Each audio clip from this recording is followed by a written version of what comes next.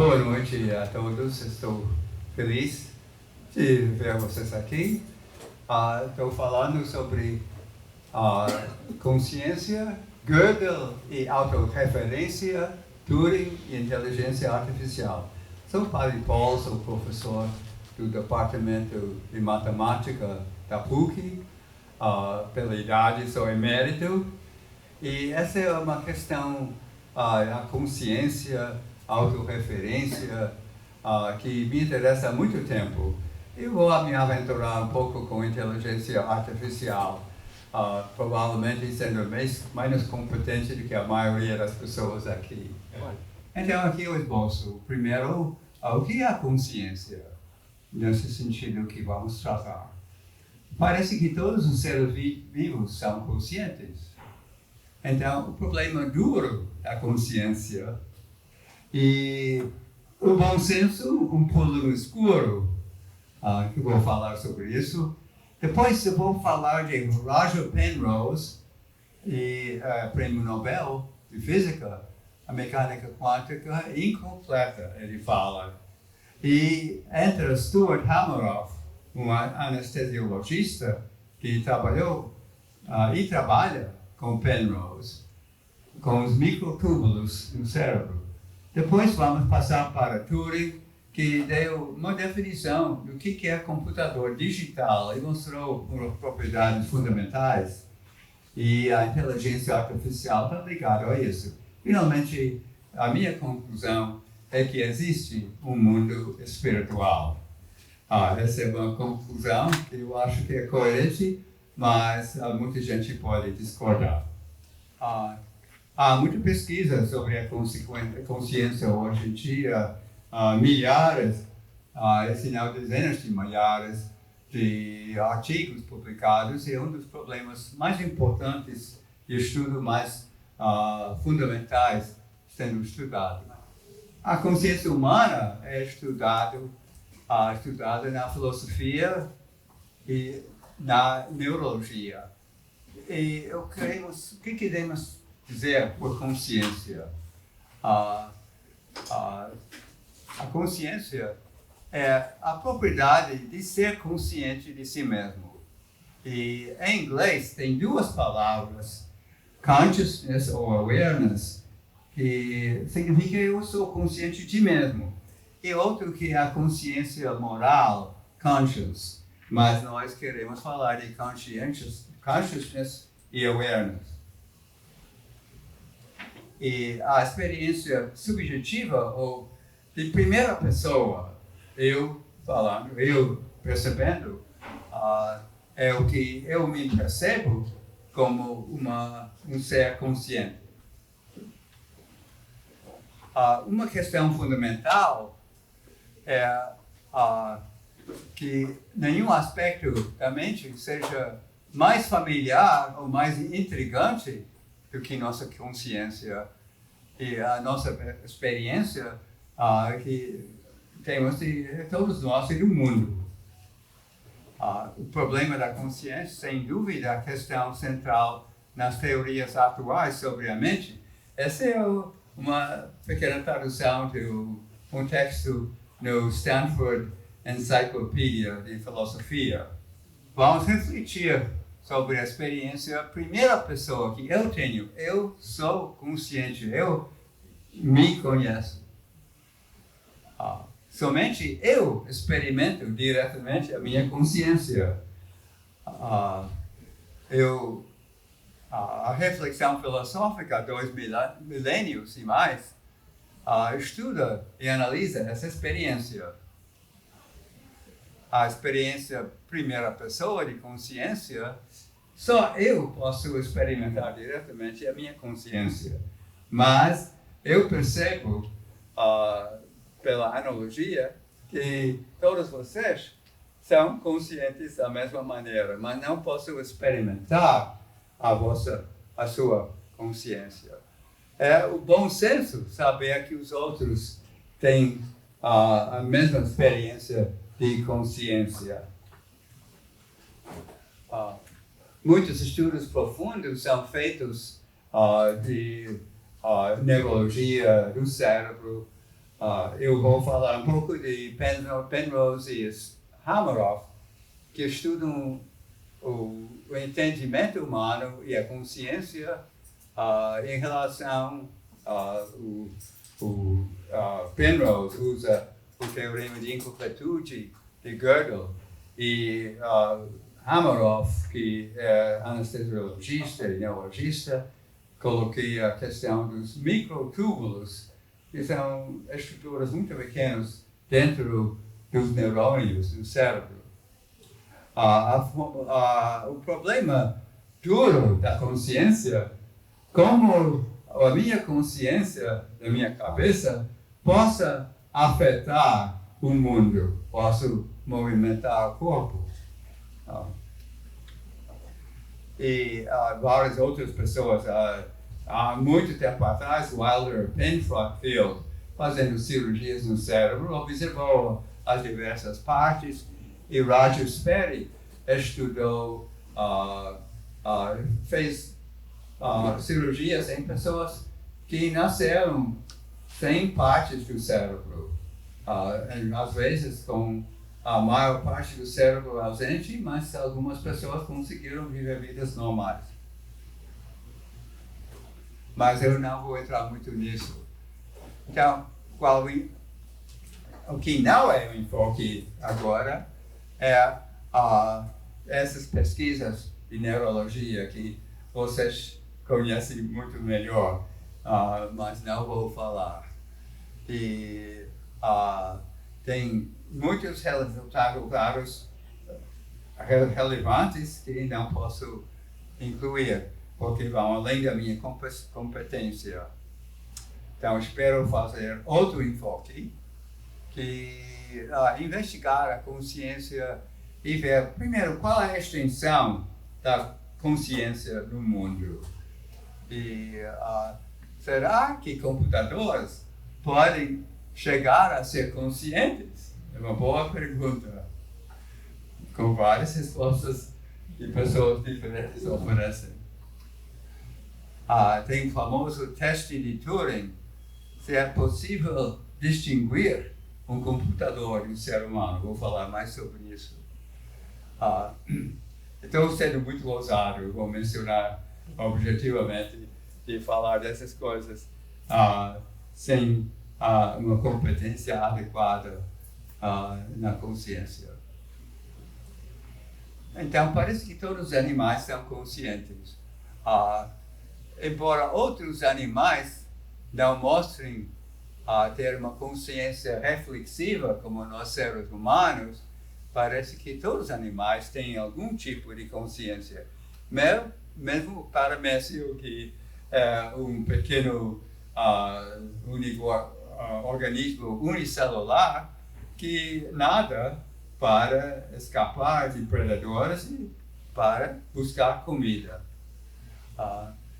E a gente sabe, o cachorro de estimação, a gente não tem nenhuma dúvida, tem consciência. Talvez alguns animais, alguns cetáceos, ou botos, baleias e gorilas, outros primatas, têm algum tipo de consciência reflexiva. Então, qual é a extensão de consciência no mundo? Como podemos entender a presença da consciência? E será que ela emerge de propriedades bioquímicas e físicas? A questão da emergência é uma questão fundamental. Eu gosto muito de Padre Teilhard de Chardin, cujo livro O Fenômeno Humano foi publicado logo depois da morte dele, em 1955. Ele formulou o que ele chamava a lei de complexidade consciência. Aqui é a foto dele, e essa citação dele, a perfeição espiritual, ou consciência, e síntese material, ou complexidade, são duas faces do mesmo fenômeno, ele falou. Então, complexidade e consciência, a consciência vai se revelando na medida que o organismo tenha uma estrutura adequada.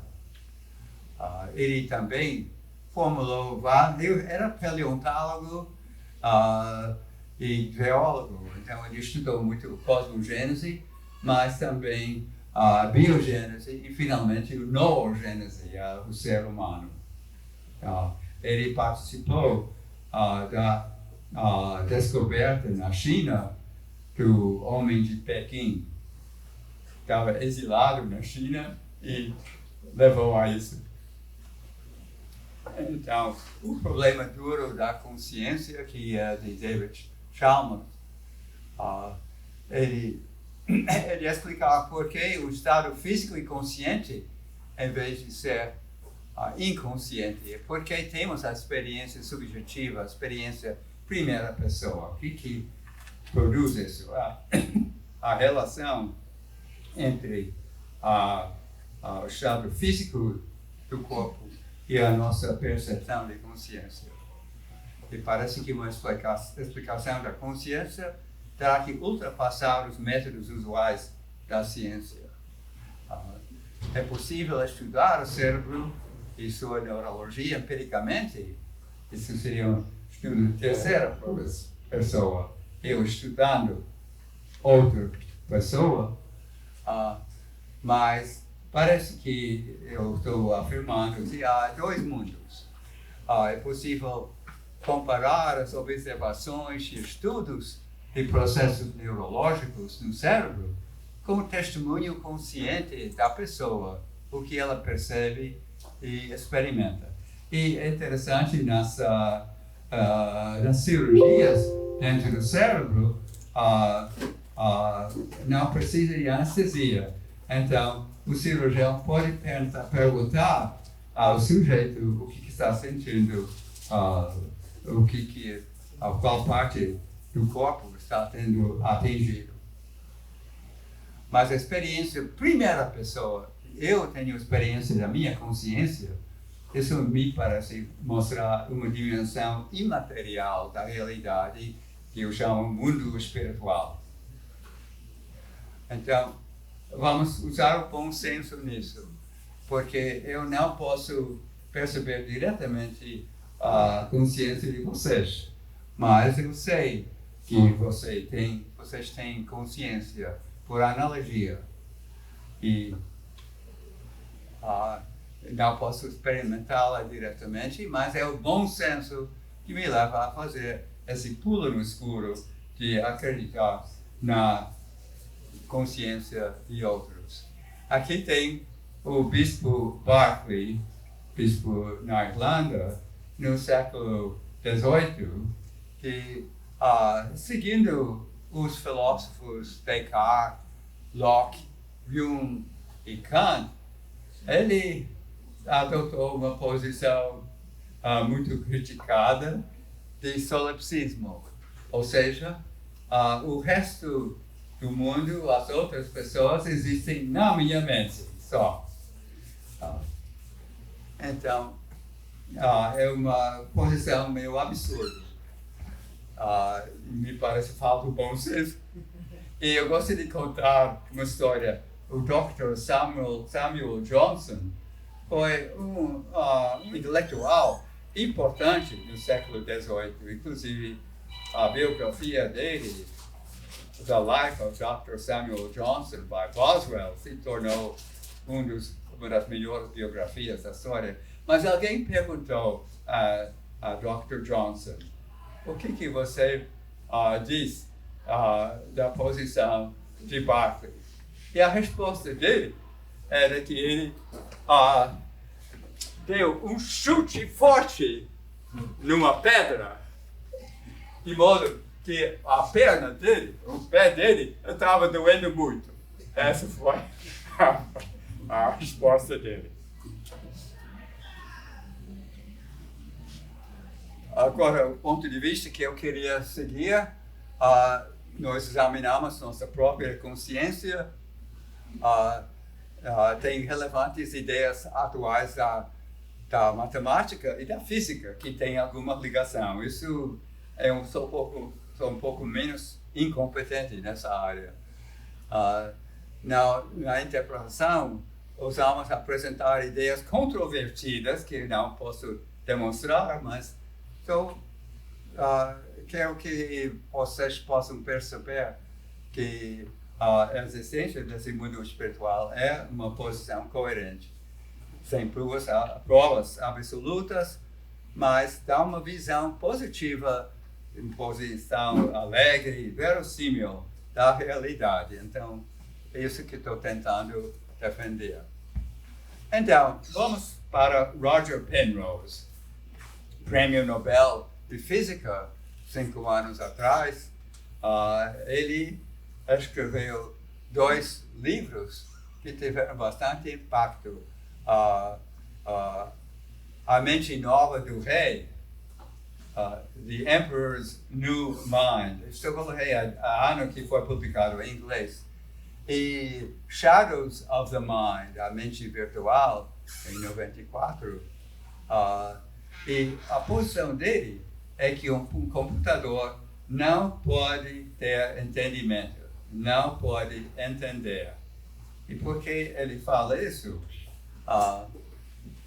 Ele usa o teorema de Gödel. Kurt Gödel, em 1931, apresentou uma palestra. Ele era membro do Círculo de Viena, que era centro de intelectualidade do mundo naquela época. E essa palestra dele foi um dos momentos mais importantes na história recente da filosofia. Ele mostrou um sistema lógico que seja consistente, não pode demonstrar algo negativo, e é suficientemente abrangente para poder tratar dos números inteiros, de somas e produtos. Então, nesse sistema lógico bem definido, haverá uma proposição que é verdade, o significado é verdade, mas que não tem prova. Eu vou dar um pequeno esboço de como se chega a isso. Mas, antes disso, tem a questão do problema do colapso da função onda na mecânica quântica. Um problema aberto, talvez o maior problema na área de mecânica quântica, teoria quântica, que tem 2 formas de evolução na mecânica quântica. Tem um espaço de funções ondas, e lá a evolução com o tempo é uma equação diferencial determinista, a equação de Schrödinger. Mas se você fizer uma medida, então, em vez de ser uma superposição de vários estados, de repente tem um estado puro. Por exemplo, o elétron, se você mede, não está numa nuvem em torno do núcleo, mas está numa posição só. E esse colapso é um problema em aberto, não é? Então, esse é o grande problema atual da teoria quântica. Então, 2 mistérios, então, nesse mistério da mecânica quântica, como o colapso da função onda, e o mistério da consciência. Será que tem uma ligação? Então, Penrose afirma que a mecânica quântica é incompleta. Tem que ter uma nova física, outras descobertas físicas para explicar isso. E ele acha que a gravitação tem que entrar. Tem busca na física de uma teoria unificada, Theory of Everything, mas seria mais de introduzir teoria quântica na gravitação. Penrose quer fazer o oposto, introduzir gravitação na teoria quântica. E ele propõe que esse problema está ligado a outro problema fundamental, o que é a consciência. Então, qual é o papel da consciência?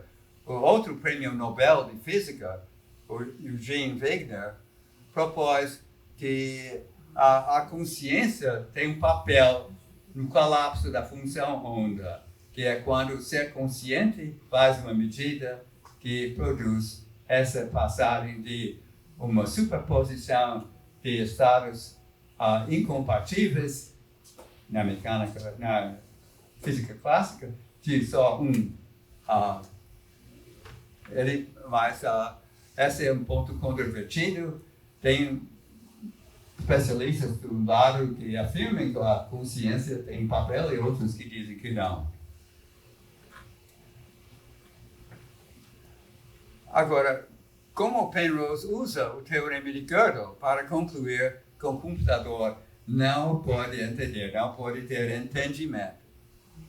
O teorema de Gödel exibe, como eu falei, uma afirmação que é verdade, mas que não pode ser provada algoritmicamente dentro do sistema de lógica. Eu vou tentar explicar isso um pouco. O ser humano pode perceber que não existe prova e que é verdade. A máquina, Penrose diz, não pode entender isso, porque não é algorítmico. É um aspecto da consciência que entra disso. Então, a questão de autorreferência entra muito no teorema de Gödel. Aqui é uma ideia. O Gödel, um grande pensador, não somente na matemática e lógica, mas na física também, ele mostrou uma solução das equações de Einstein que é absolutamente mirabolante. Ele mostrou se o universo todo está em rotação com uma certa velocidade angular, então existem linhas do tempo em que o futuro volta ao passado. Então, o tempo não existe, tempo local, mas o tempo global, o passado, é parte do futuro. Os físicos reconhecem que essa é uma solução correta das equações de Einstein, mas é absurdo, por isso tem que ser rejeitado. Então aqui é uma afirmação do teorema, uma maneira de colocar. Qualquer sistema formal de lógica matemática que é consistente e que pode tratar da aritmética elementar, números naturais, 1, 2, 3, etc., e somas e produtos, tem uma proposição verdadeira que não tem prova do sistema. Então, a proposição afirma essencialmente: eu não tenho nenhuma prova, não existe uma prova de mim. Mas aqui tem um vício lógico. Por que tem vício lógico nisso? Porque a proposição não existe antes de falar de si mesmo. Então, a autorreferência é um vício de lógica. Está falando de algo que não existe antes de ter falado dele. Então, é Gödel que teve uma ideia brilhante de traduzir a lógica, as proposições, em números. Então, pode fazer um teorema sobre números que tem essa interpretação que não existe a demonstração. Então, vamos ver isso. Antes, tem outros exemplos de autorreferência.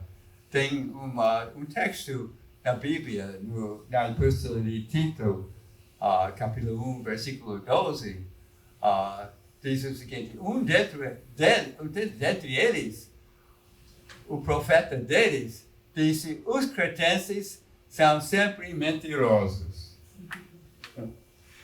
Então, o profeta cretense afirma que todos os cretenses sempre mentem. Então, o que ele diz não é verdade. Tem outro exemplo disso, o barbeiro da aldeia barbeia todos os que não se barbeiam, e somente eles. Então, o problema é quem barbeia o barbeiro. Se ele se barbeia, então tem que ser que os que não se barbeiam. E se não se barbeia, tem que ser barbeado pelo barbeiro. Então, tem outro, não vou mencionar, mas um homem encontra uma tribo de canibais e dizem que nós vamos comê-lo. Mas você pode ter uma escolha de como vai morrer. Pode morrer por um bordão ou pela espada. Você escolhe. E se você escolhe a verdade, você vai ser matado pelo bordão. E se for falso, pela espada. Então, qual foi a resposta dele? Bom, vocês podem pensar nisso. Agora, o teorema de Gödel. Tem que definir primeiro o que é o sistema de lógica matemática formal. 4 elementos. Primeiro, um alfabeto, uma lista finita de sinais. Segundo, regras para determinar se uma sequência finita de sinais é uma fórmula bem formulada, ou seja, que tem algum sentido. E essas regras têm que ser eficazes. Um número finito de regras que pode aplicar dando um resultado no número finito de etapas. Terceiro, tem uma lista finita de axiomas, que são fórmulas bem formuladas, que são supostas verdadeiras. E quarto, tem uma lista finita de regras de inferência. Por exemplo, se A implica B, é conhecido, é provado, e tem A, então você conclui B. A implica B, mas A implica B. Então, essa é a base. E vamos supor que é suficientemente forte, abrangente, para tratar dos números laterais, de soma e produto, etc. Então, vou dar um exemplo. Se A, B e C são símbolos dentro do alfabeto, e os números deles, determinados arbitrariamente, são 1, 2 e 3, qual vai ser o número da sequência ABC? Bom, vamos fazer 2 à potência 1, o número de A, 3 à potência 2, o número de B, vezes 5 à potência 3, o número de C. São os números primos. Então, primeiro símbolo, 2 à potência do número. Segundo símbolo, 3 à potência do número. E assim por diante. E pelo teorema fundamental aritmética, todo inteiro positivo tem uma fatoração única em produtos de primos. Então, podemos recuperar a lista de símbolos. Uma vez que temos essa maneira de traduzir uma lista finita de símbolos no número, uma prova seria uma lista finita de proposições. Então, a gente faz a mesma coisa. 2 é o número da primeira proposição, 3 a potência segunda proposição, e assim por diante. Então, dessa maneira, temos maneiras de falar de proposições e de provas. Bom, a estrutura da prova, Gödel constrói uma fórmula que eu estou colocando com f de mn, dependendo de 2 números naturais, m e n, e significa, quer dizer, se você examina essa fórmula, afirma que m é o número de uma prova e a prova é da proposição cujo número é n. M é o número de prova da proposição de número N. Então, isso é muito complicado fazer isso, mas ele consegue fazer. Será quilométrico essa proposição, mas ele só vai mostrando que pode construir. Depois considere, não existe M tal que F de Mn. O que isso significa? Não existe M tal que F de Mn. F de Mn significa que M é a prova da proposição número N. Então, se não existe M, significa que a prova, que a proposição cujo número é N, não tem uma prova. Então, vai ser um elemento dessa estrutura da prova. Depois, Gödel constrói uma proposição P, ainda mais comprida, complicada, seria difícil de escrever, mas ele faz por etapas. E essa proposição P, se você calcula o número é N. E se você vê o que essa proposição afirma que a proposição cujo número é N não tem prova. Então, essencialmente, P está dizendo que eu não tenho prova. Mas evitamos o vício porque essa proposição sobre números não é sobre si mesmo. A interpretação é que fala de si mesmo. Então, vamos considerar. Se P é falsa, então a proposição P é verdadeira, porque diz que ela é falsa. Então, se é falsa, é verdadeira. Desculpe, se é falsa, tem uma prova. Mas tendo uma prova, pela consistência do sistema, tem que ser verdadeira. Mas, então, se P tem que ser verdade, seja verdade ou falsa, tem que ser verdade.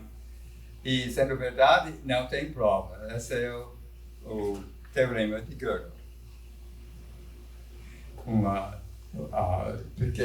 Pequeno comentário histórico. Tinha dois grandes matemáticos presentes nessa conferência. Um era David Hilbert, que era muito idoso, e ele tinha um sistema de filosofia da matemática que era completamente derrubado por esse teorema de Gödel.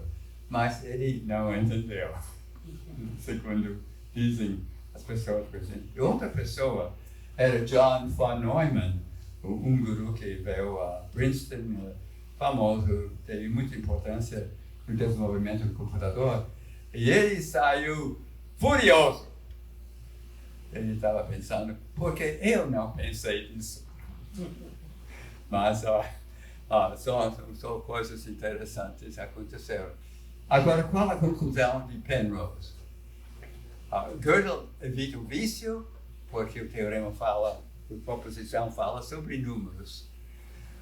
E o humano, o ser humano, entende que a afirmação sobre números significa que a proposição P não tem uma prova. Mas, segundo Penrose, o computador não consegue entender isso, porque só faz o trabalho algorítmico a partir dos axiomas e das regras de inferência. Esse é o ponto fraco. Tem lógicos especialistas que têm avisado que isso não segue bem. Porque com a inteligência artificial, talvez o computador poderia começar com outros dados. Mas essa é a posição de Penrose é bastante coerente. Agora vamos entrar deixar Stuart Hameroff, anestesiologista nos Estados Unidos, que leu os livros de Penrose e entrou em contato com ele, porque Penrose estava tentando entender o que seria no cérebro que estava produzindo esse efeito. Então, os dois desenvolveram uma teoria que envolve mecânica quântica e essas estruturas chamadas de microtúbulos do cérebro. microtúbulos estão dentro dos neurônios, são muito menores, são pequenos túbulos de radicais químicos. E isso que Hameroff estava pensando que poderiam causar o efeito da consciência. Para explicar a consciência afetando o colapso da onda. Aqui são os dois, ambos continuando trabalhando. Tinha outras pessoas antes, vocês provavelmente ouviram falar de John Eccles. Ele recebeu o Prêmio Nobel por trabalho com sinapses. E ele pensou que os sinapses poderiam ser suficientemente pequenos para ter efeitos quânticos, mas de fato não são. Ele tentou explicar como a decisão da mente produz um efeito no corpo, mas como eu mencionei, as sinapses são muito grandes para ter um efeito químico. Para ter efeito químico teria que se manter por um certo tempo. E uma coisa maior, o tempo que se mantém coerente é muito, muito breve.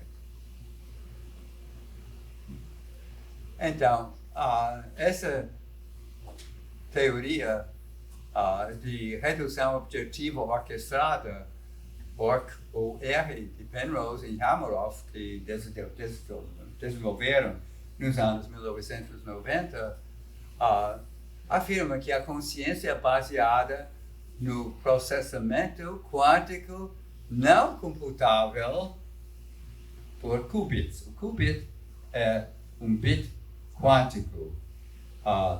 E não posso entrar nessa física quântica, mas essa é a posição deles. E seriam em microtúbulos. Para que isso funcionasse, teria que ter uma coerência entre os microtúbulos juntos no cérebro. E isso teria um efeito gravitacional que poderia produzir o colapso da função onda, segundo as contas de Penrose. Aqui são os desenhos. À esquerda tem um neurônio e se vê, tem o axon e os sinapses entrando à esquerda e se vê os microtúbulos. À direita tem um desenho de um microtúbulo com dois tipos de tubulim que se formam o microtúbulo. Eu não sei dizer mais nada sobre isso. Interessante que esse ano foi publicado por um cientista experimental, Michael Wiest, um artigo A quantum microtubule substrate of consciousness is experimentally supported.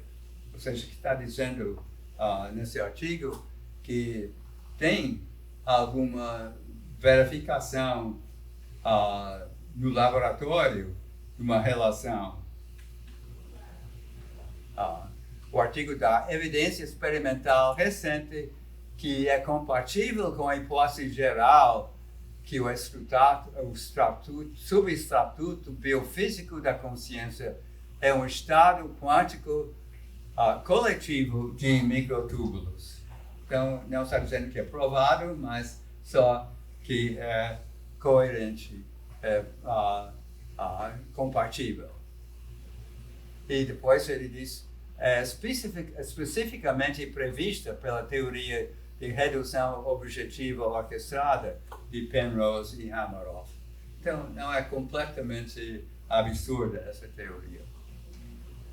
Agora vou passar a Turing, estou chegando com pouco tempo. Turing e computadores e inteligência artificial. Alan Turing, que foi um dos grandes gênios do século passado, escreveu em 1936, a tese de doutorado dele foi publicado, e ele dá uma definição do que seria um computador digital. Tem um conjunto finito de estados internos, tem um conjunto finito de símbolos e tem uma fita, e o computador está essa fita é finita, mas pode acrescentar mais, então potencialmente infinita. E o computador está num quadrado dessa fita, e uma operação do computador será ler o símbolo nesse quadrado, ler o estado interno do computador, e a partir desses dois dados tem uma matriz dizendo o que tem que fazer. E pode mudar um quadrado à esquerda, um à direita, e pode mudar o símbolo no quadrado. Isso. E é impressionante, mas todo computador digital essencialmente corresponde a isso. Então, ele construiu, na teoria, um computador digital universal. Poderia fazer qualquer coisa que qualquer computador digital pode fazer. O fato é que cada computador digital, você vê as propriedades e consegue definir o número. Então, cada computador tem um número. E esse computador universal, em vez do input, digamos, do computador A, vai ter dois inputs. Primeiro, o número de A, e depois o input de A. E depois vai rolando como o computador A ia agir, ia calcular. Agora, tem um problema fundamental. Será que o computador pode entrar no loop, voltando a mesma coisa? Ou, sendo que a fita pode crescer, poderia continuar calculando para sempre, nunca parando?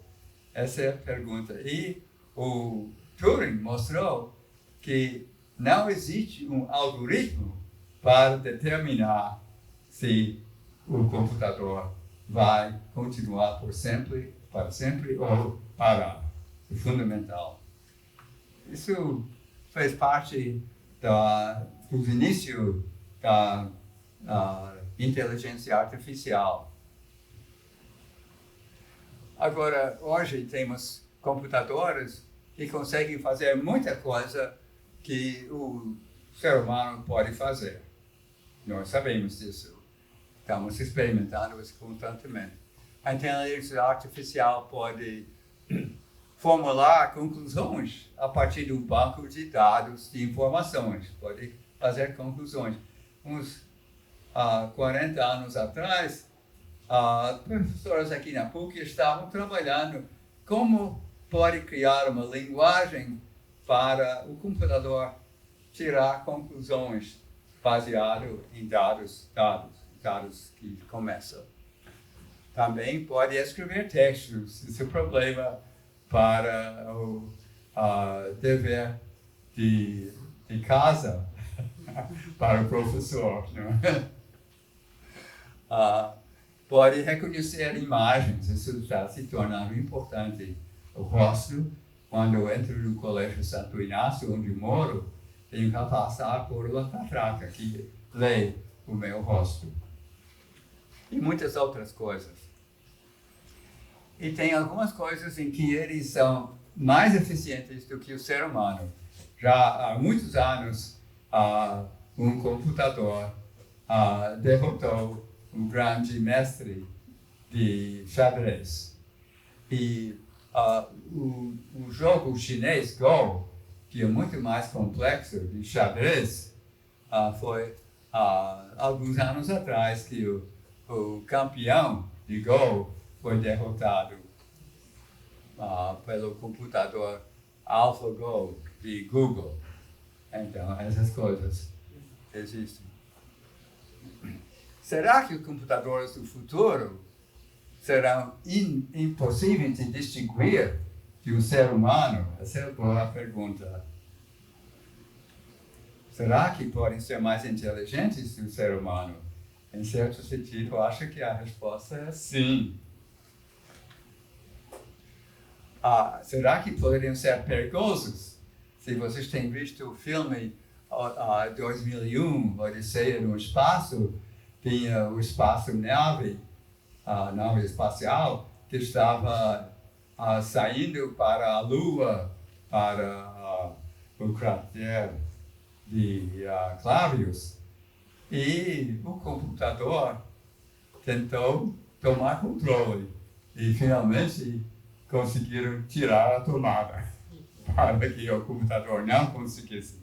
Mas no futuro, computadores que não terão tomadas, o que pode acontecer? Os avanços cada vez maiores, cada vez mais rápidos, em breve os computadores e robôs vão substituir muitos humanos nas coisas. E será que podem rebelar e destruir a nossa raça humana? É uma pergunta que pessoas muito ativas dessa área colocam e dizem que pode ser um perigo real. O Turing, em outro artigo, em 1950, formulou o jogo de imitação. É questão se um computador pode pensar. Mas para definir isso, ele queria descrever a questão se alguém pode distinguir entre o computador e o ser humano. Então, esse jogo tem um computador A, um ser humano B, e o interrogador C, que está querendo saber qual é qual. E C que faz perguntas para descobrir qual é o computador. E trocam mensagens datilográficas, só nada de contato direto, só mensagens assim. E o B, o ser humano, está querendo ajudar C a descobrir, mas não tem regras. Podem mentir, podem falar qualquer coisa absurda. Mas o computador está tentando evitar que seja identificado. Mas será que o C pode identificar? O Turing achava que não. É uma maneira objetiva de perguntar se o computador pode pensar, e ele pensava que não seria possível distinguir entre o computador e o ser humano. E Penrose aplica o teorema de Gödel para concluir que há algo que o ser humano entende que o computador não pode entender. Gödel e Turing juntos dão essa conclusão. Então, será que um computador pode se tornar consciente? É uma pergunta interessante. Pode-se imaginar que um computador futuro muito desenvolvido, talvez com motivação, com emoções e outras coisas semelhantes a seres humanos, poderia se tornar consciente. No caso, você pode perguntar ao computador: você tem consciência? Mas, mesmo que não haja consciência ou não, o computador responderia da mesma maneira. Então, aqui não tem razão de fazer o pulo no escuro, porque não sabemos, não temos nossa própria experiência, nós não sendo computadores. Então, é impossível saber a resposta aqui, em princípio. A minha conclusão é que há um mundo espiritual. Parece que todos os seres vivos têm algum grau de consciência e deve ter uma base para isso em tudo que existe, essa dimensão. Acho que todo mundo pode aceitar que tem uma base. Eu estou dizendo que é um mundo espiritual. eu afirmo que ao lado do mundo material tem que haver um mundo espiritual. A minha própria experiência de mesmo é algo que não pode explicar empiricamente. Pode dizer o que a experiência que eu relato tem a ver com estados do meu cérebro, mas isso é diferente da minha experiência.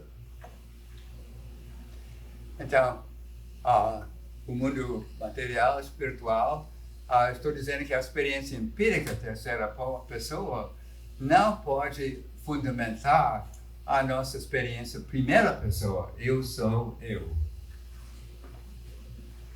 A minha primeiro contato com língua portuguesa, quando eu estava em Harvard, nunca pensava que eu vir ao Brasil.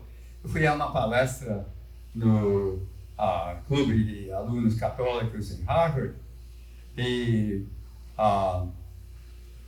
um padre que era famoso dos anos 60, Ivan Illich, fazendo uma palestra. Ele comentou que tinha vindo ao Brasil e estava conhecendo Paulo Freire e foi para uma reunião de operários com Paulo Freire. E um deles, nessa reunião, começou a falar como tem sido importante esse contato. E se disse, porque eu agora sei, eu sou eu. Então, o Illich mencionou isso em português. Mas eu acho que é a questão da experiência própria. E porque essa experiência que eu experimento, de minha experiência, do meu ser, é isso que vem antes de qualquer percepção fora. Aliás, vem juntos. Qualquer percepção fora vem junto com isso. É uma percepção totalmente diferente de uma experiência empírica fora. Tem uma tradução antiga, parece que quase todas as civilizações humanas têm algum sentido desse mundo espiritual. A filosofia da antiguidade reconhece a alma humana e nossa introspecção, experiência de ser consciente, afirma essa tradição milenar dessa realidade espiritual. Agora, eu acho que até agora eu estou tentando perceber a realidade. Agora eu vou entrar no campo da fé. Esse seminário é religião e ciência. Agora vem um pouco de religião. Entra a fé. O virtual exige uma fonte. Qual será a fonte? E na fé, a gente pode dizer que a fonte é Deus, que é ente espiritual, ou é puro espírito. E as três religiões abraâmicas, judaísmo, cristianismo e islã, vem esse Deus na história da salvação, começando em Abraão, nos patriarcas do Antigo Testamento, Moisés, dos profetas. E a opção da fé, nessa opção da fé, a gente pode reconhecer e concordar com isso. Mas é outro pulo no escuro. O cristão encontra sua fonte de vida na vida, morte e ressurreição de Jesus. E a vida cristã é muito mais do que simplesmente reconhecer a consciência. Eu creio que chegamos bem a essa conclusão do mundo espiritual, mas é um pulo no escuro da fé. E a riqueza, beleza, esperança, a felicidade e maravilha da fé cristã, essas dimensões, vão muito além dessa reflexão que eu estou fazendo aqui. Então, é uma coisa que pode, com razão, com racionalidade, fazer esse pulo de fé. Viver unido com Jesus é a meta cristã. Os exercícios espirituais, Santo Inácio coloco como meta da oração conhecer Jesus intimamente para amá-lo e segui-lo. Mês de oração nos exercícios espirituais. E, segundo João, o Evangelho de João, Jesus nos escolheu como seus amigos. Essa amizade é preciosa. Nele nós temos felicidade e paz pela fé. E o final do livro dos exercícios espirituais, a última meditação, em tudo amar e seguir. Então, agradeço a intenção. Boa noite.